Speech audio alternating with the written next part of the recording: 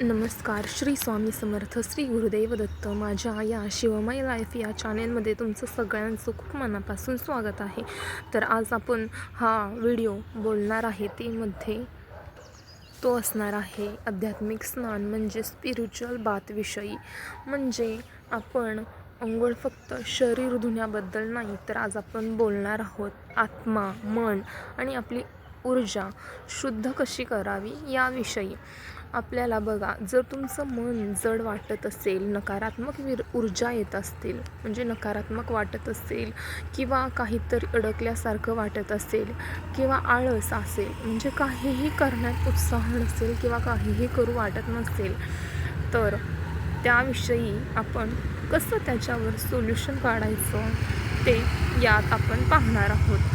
तर हे विश्व हे म्हणजे एका ऊर्जेवर चालत असतं. या विश्वात सगळं काही ऊर्जा आहे. आपले विचार ही पण एक ऊर्जा आहे. आपल्या भावना, आपलं शरीर हे आपल्या भावनासुद्धा ऊर्जा आहेत आणि आपलं शरीर हे त्याचं एक माध्यम आहे, जे ऊर्जा वाहून नेण्याचं एक मंदिरच आहे. आणि जेव्हा ही ऊर्जा अस्वच्छ होते तेव्हा आपल्या आयुष्यामध्ये अडथळे येतात. आणि म्हणूनच आपल्या पुराणांमध्ये आध्यात्मिक स्नानाची पवित्र प्रक्रिया सांगितली आहे. आपण रोजच्या आयुष्यामध्ये कधीकधी आपल्यासोबत कोणत्या वाईट गोष्टी, म्हणजे आपल्याकडे एखाद्या वाईट विचाराची व्यक्ती येते, तर त्याची पण ऊर्जा आपण थोड्या प्रमाणात ग्रहण करतो. किंवा एखाद्या वाईट स्थानावरून आपण गेलो तरी त्या गोष्टी आपल्याकडे आकृष्ट होतात. आपण एखादं वाईट चित्रण किंवा बातमी पाहिली तरी आपण त्या ऊर्जा आपण ग्रहण करत असतो. आणि मग याचमुळे आपले विचार जरी चांगले असतील तरी आपले शरीर, मन हे थोडं का होईना आपण नकारात्मकता ऊर्जा ग्रहण केल्यामुळे आपल्याला काही करू वाटत नाही. हीच आहे ती नकारात्मकता. ती आपल्यामध्ये आळस आणते. आपल्याला कोणत्याही गोष्टी करण्यात एक अशी ऊर्जा येत नाही. म्हणूनच आपण आपलं शरीर, त्यासोबतच आपलं मन, आपल्या बाजूची एनर्जी सकारात्मक कशी करायची ते पाहूयात. तर कोणत्याही गोष्टीसाठी लागतं ते तुमचं इंटेन्शन, म्हणजे तुम्ही ते कशासाठी करताय. तर आपल्या डोक्यात हेच ठेवायचं आहे की आपल्या शरीराबरोबरच आपली आत्मा, आपलं मन हे सुद्धा स्वच्छ व्हायला हवं. मग काय करायचं आहे आणि कसं करायचं हे आध्यात्मिक स्नान ते आपण पाहूयात. तर यासाठी आपल्याला माहिती आहे की आपल्या पंचतत्वामध्ये जलतत्व हे खूप असं महत्त्वाचं आहे. कारण जलतत्वामध्ये म्हणजेच पाण्यामध्ये इतकी क्षमता आहे की ते आपल्याला कोणत्याही गोष्टीपासून, पाणी हे नकारात्मक ऊर्जा शोषून घेतं. आपले आकर्षण वाढवतो. आपल्यामध्ये प्रेम, करुणा जागृत करतं. आपले आत्मा आणि शरीर शुद्ध करतं. मग या पाण्याच्या बरोबरीनेच अशा काही 1-2 गोष्टी वापरून आपण आध्यात्मिक स्नान करू शकतो. तर काय वापरायचं आहे ते मी तुम्हाला सांगते. जर तुम्ही वारानुसार सुद्धा या गोष्टी केल्या तरी त्या खूप प्रभावी ठरतील.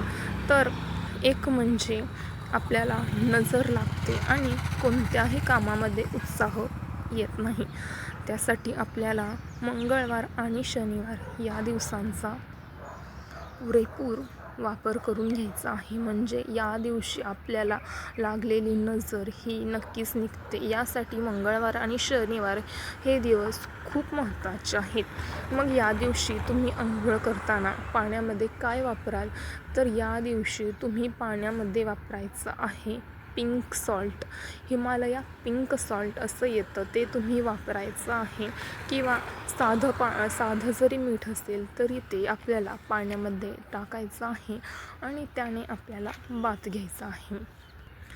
मिठाच्या पाण्यात किंवा म्हणजे मिठामध्ये अशी शक्ती असते की ते सगळं आपल्या वाईट गोष्टी, नकारात्मकता शोषून घेतं आणि आपलं शरीर, मन हे स्वच्छ करतं. तर आता मंगळवार झाला, शनिवार झाला. आपल्या आयुष्यात आपले गुरु महत्त्वाचे आहेत आणि आपल्या गुरूंचं पाठबळ आपल्या पाठीशी असेल तर सर्व काही चांगलंच आहे. म्हणजे आपल्याला करायचं आहे आपला गुरुग्रह स्ट्रॉंग. म्हणून आपण गुरुवारी आपल्या पाण्यामध्ये हळद, थोडीशी चिमूटभर हळद टाकून आपल्याला त्याचा बाथ घ्यायचा आहे. त्याने आपला गुरुग्रह हा स्ट्रॉंग बनतो. तर सगळ्यांना वाटतं आपण आकर्षक असावं, आपल्या बोलण्यामध्ये ती ताकद असावी की आपलं सगळ्यांनी ऐकावं. म्हणजेच आपल्याला इथे करायचा आहे तो म्हणजे आपला शुक्र ग्रह स्ट्रॉंग करायचा आहे. तुम्ही तुमच्या पाण्यामध्ये अंघोळीच्या तुम्ही काय करायचं आहे तर थोडे अत्तराचे 1-2 ड्रॉप्स टाकून तुम्हाला अंघोळ करायची आहे. तसंच इतर दिवशी म्हणजे तुम्हाला असंच कोणत्या चांगल्या गोष्टी तुमच्या अंघोळीच्या पाण्यामध्ये मिक्स करून अंघोळ करायची आहे. पण या मी 3 वार सांगितले, त्या तर तुम्ही नक्कीच तुमच्या वापरात आणा.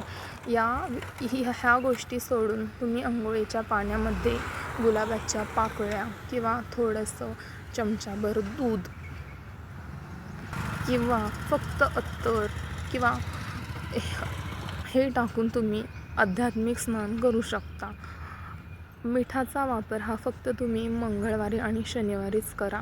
जास्त मिठाने सुद्धा आपल्याला अंघोळ करायची नाही आहे. फक्त आठवड्यातून 1दा किंवा 2दा हे केलं तरी चालेल. तर ही झाली आपल्या अंघोळ करण्याची सामग्री. म्हणजे तर आता इथे येतं ते आपला हेतू काय आहे तर आपलं शरीरासोबत आपलं मन हे स्वच्छ करायचं आहे.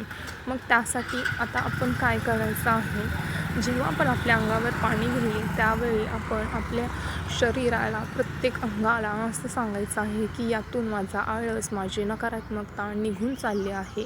मी खूप ऊर्जावान बनत आहे, मी खूप सकारात्मक बनत आहे आणि माझ्याकडे फक्त आणि फक्त सकारात्मकता, चांगले विचार येत आहेत. अशा पद्धतीने तुम्ही रोज अंघोळ करून पहा आणि बघा तुम्हाला किती छान वाटेल. कारण सकाळ आपण सुरुवात करतो ते एका चांगल्या विचारांनी आणि आपण अंघोळीपासूनच इतकं छान स्पिरिच्युअल बाथ घेतला. तुम्ही अशा प्रकारे वेगवेगळ्या प्रकारे तुम्ही असं बाथ घेऊन बघा.